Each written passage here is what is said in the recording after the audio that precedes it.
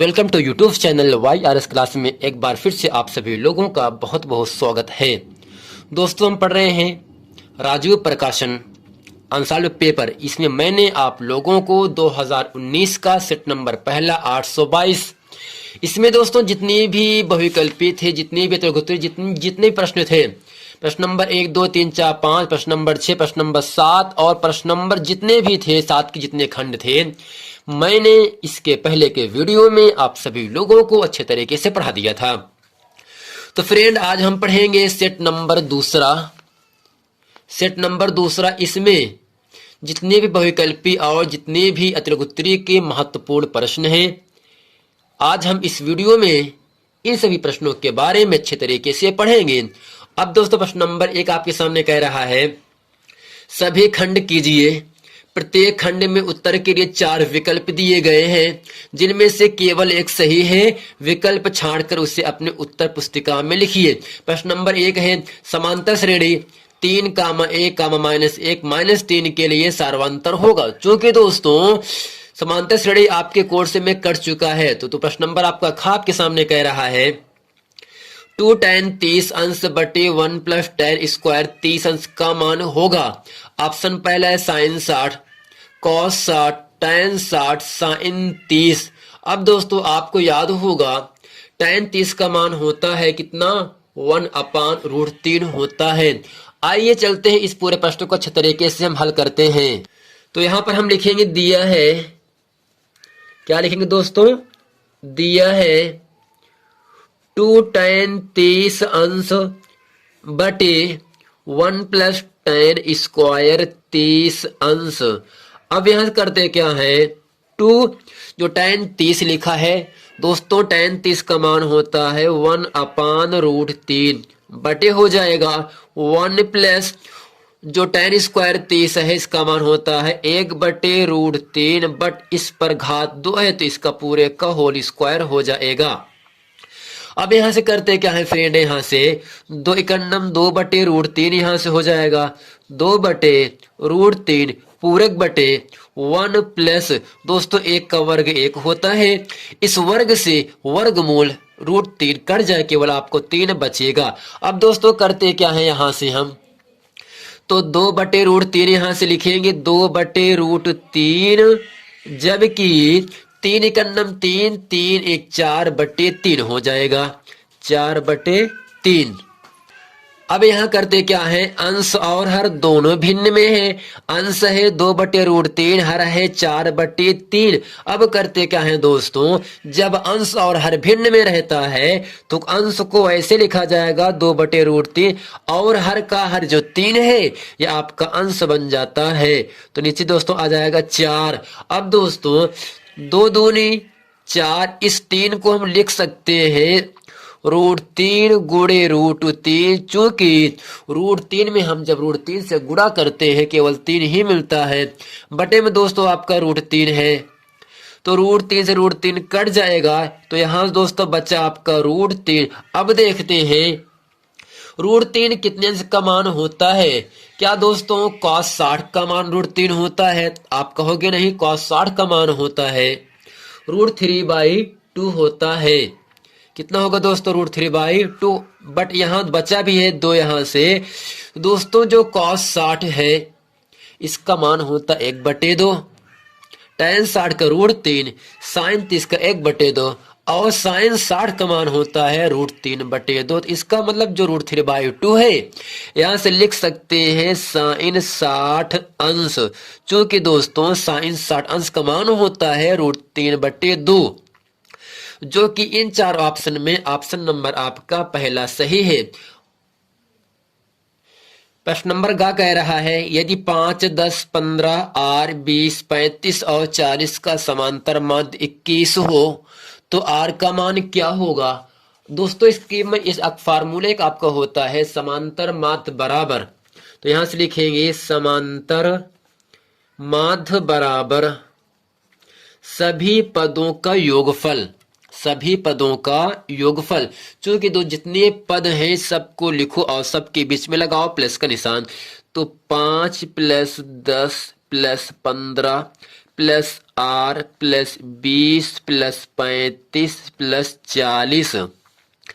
दोस्तों बटे में क्या होगा, जितने पद हैं, पद कितने हैं, 1 2 3 4 5 6 7, तो 7 से भाग करेंगे। लेकिन हमें आर का मान निकालने के लिए जो समांतर माध्य है वो कितना दिया, 21 दिया है, तो यहां से लिखेंगे 21 बराबर।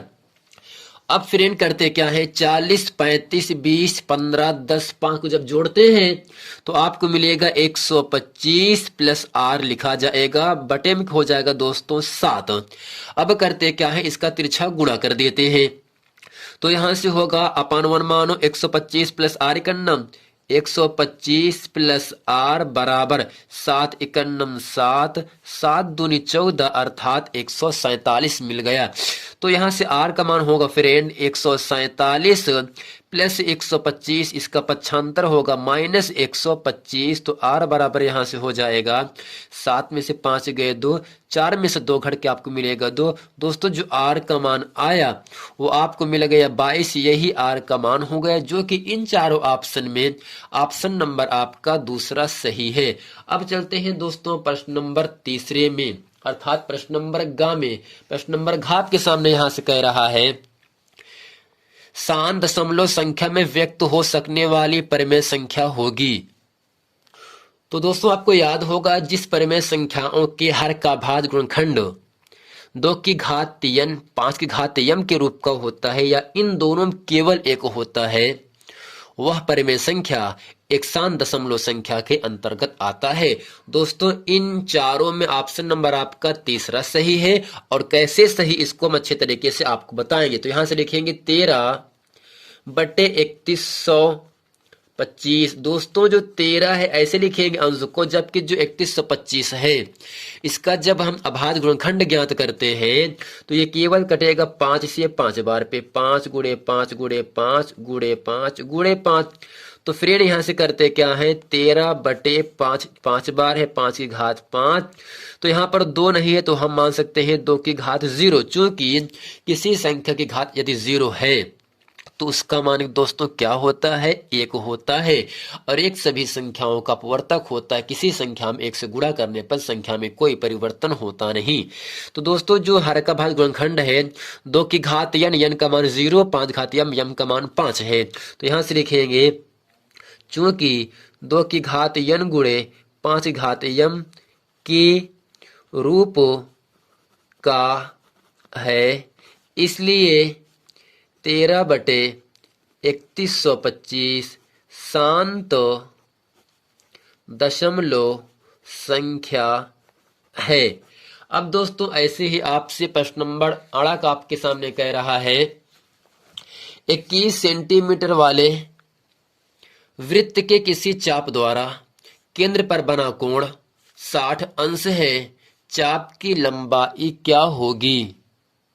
तो फ्रेंड इसमें ऑप्शन पहला है 7 सेंटीमीटर, दूसरा है 14 सेंटीमीटर, तीसरा है 21 सेंटीमीटर, चौथा आपका है 22 सेंटीमीटर। चूंकि दोस्तों आपको याद होगा कोण, चाप और त्रिज्या में एक सूत्र होता है, सूत्र क्या होगा, कोण बराबर होता है, तो यहां से लिखेंगे सूत्र कोण बराबर फ्रेंड होता है चाप बटे त्रिज्या, चाप बटे त्रिज्या, कोण बराबर होगा चाप बटे त्रिज्या। अब क्या होगा दोस्तों यहां से, चूंकि दोस्तों आपको याद होगा यदि हम पाई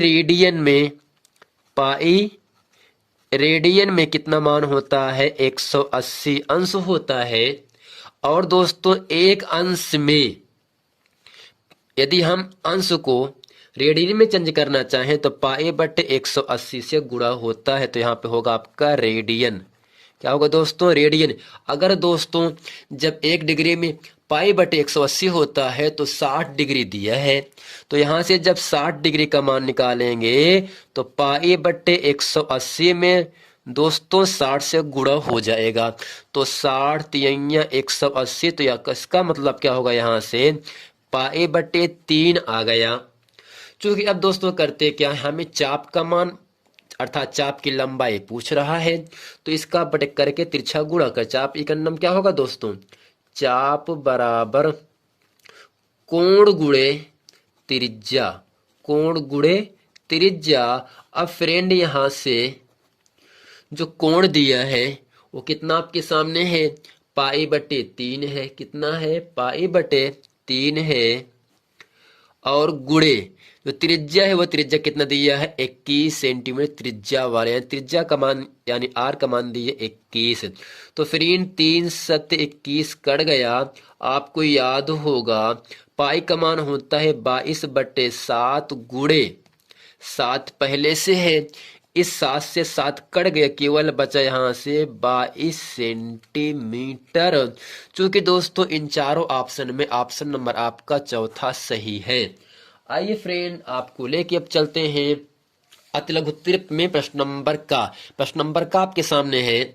यदि द्विघात समीकरण x square plus 2x minus P बराबर 0 का एक मूल -2 हो तो p का मान क्या होगा। तो यहां पर लिखेंगे दिया है द्विघात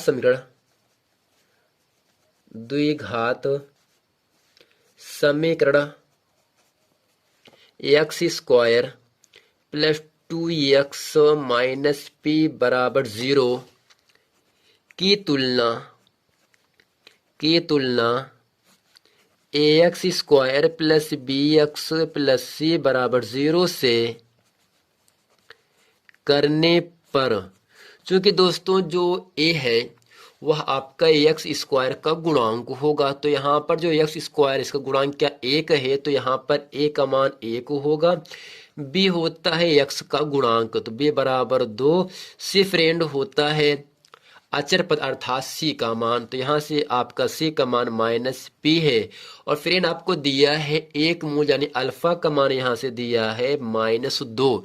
तो हमें p का मान क्या होगा, यानी p आपसे पूछ रहा है।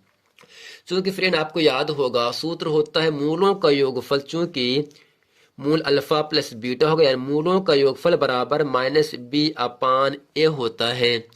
तो फ्रेंड यहाँ से जो अल्फा है, अल्फा का मान -2 है प्लस बीटा बराबर -b का मान यहाँ से 2 है। तो यहाँ से -2 -2 कट गया, तो b का मान फ्रेंड यहाँ से आ गया 0। और एक सूत्र आपको और याद होगा, चूंकि अल्फा इंटू बीटा बराबर होता है c/a। अब यहाँ अल्फा का मान -2 है गुणे बीटा का मान आपके सामने 0 है और c का मान आपके सामने -p/1 है। तो फ्रेंड यहाँ से 0 में किसी भी संख्या से गुणा करने पर 0 प्राप्त होता है, तो माइनस से माइनस कट गया। 0 में हम गुणा करेंगे 2 से, तो आपको मिलेगा यहाँ से 0 और यहाँ से आपको बच जाएगा p, यानी दोस्तों p बराबर 0 इस पूरे प्रश्न का उत्तर हो जाता है। अब फ्रेंड प्रश्न नंबर दूसरे का प्रश्न नंबर खा जो है ये आपके क्वेश्चन में नहीं है। प्रश्न नंबर गा है, यदि cos a बराबर √3/2 हो तो sin 2a का मान क्या होगा। तो फ्रेंड यहाँ पर दिया है cos a बराबर √3/2, cos a बराबर √3/2। यदि फ्रेंड हम यहाँ से a का मान निकालें और a का मान यहाँ पे रखें 2a, तो जो a का मान आएगा उसमें 2 से गुणा कर देंगे, जो मान आएगा वो आपका साइन में हम उसका मान रख देंगे।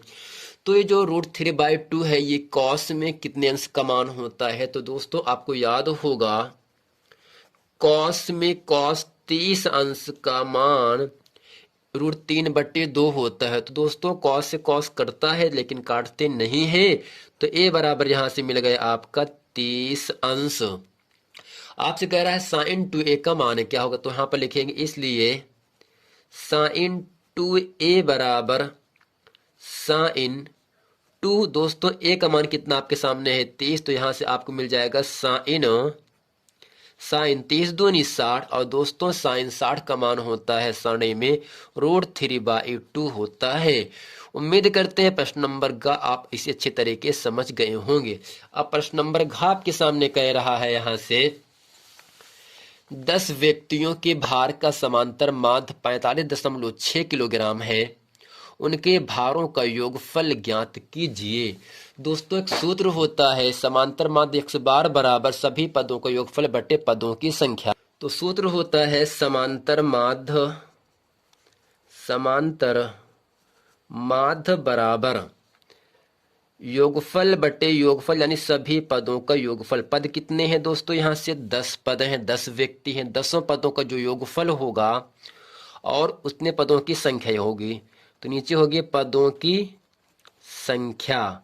अब दोस्तों करते क्या है यहाँ से, तो हमें योगफल ज्ञात करना है। तो यहाँ से कर देंगे योगफल बराबर तिरछा गुणा करेंगे। तो योगफल बराबर समांतर माध्य गुणे पदों की संख्या। चूंकि दोस्तों जो समांतर माध्य दिया है वो कितना है? 45.6 है। तो यहाँ से होगा 45.6 गुणे पदों की संख्या। दोस्तों पद कितने हैं? 10 पद हैं, तो यहाँ से 10 से गुणा हो जाएगा। तो योगफल बराबर यहाँ से मिल जाएगा आपको। जब दोस्तों यहाँ से हम 45.6 में हम 10 से गुणा करते हैं तब दशमलव केवल हट जाता है, तो आपको मिलेगा 456 किलोग्राम। यही दोस्तों इस पूरे प्रश्न का उत्तर हो जाता है। उम्मीद करते हैं फ्रेंड ये पूरा वीडियो आप लोगों को बहुत अच्छे तरीके से समझ में आ गया होगा। मिलते हैं दोस्त नेक्स्ट वीडियो में, तब तक के लिए थैंक यू।